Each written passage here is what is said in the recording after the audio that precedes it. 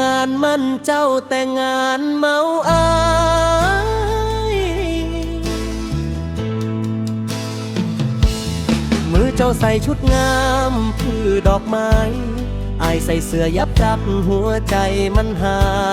ยเสียงแคนดังคลอคู่กับเสียงใจบ่ฮู้สิมายินดี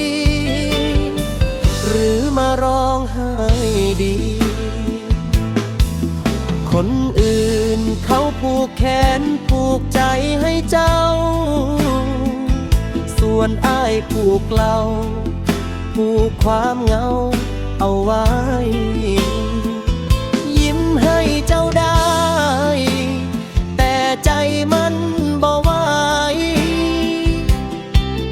น้ำตาหลบอยู่ในแก้วเหล้าไห้งานมันเจ้าแต่งานเมาอายยกแก้วกลบใจที่มันพังสลายเจ้าควงเขา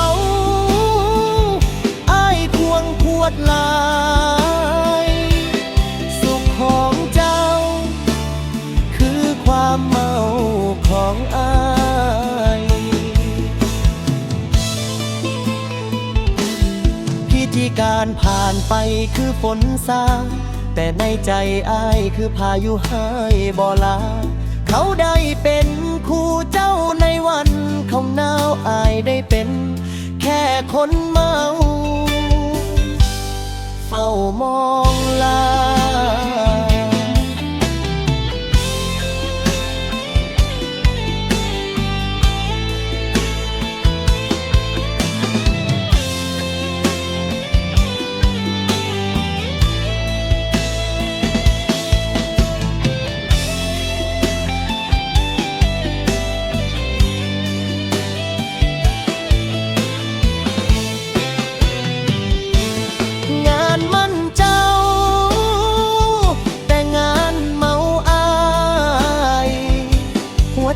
บาดตา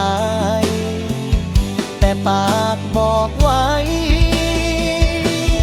ฮักเจ้าเด้อแต่ต้องถอยไปเมาให้ลืม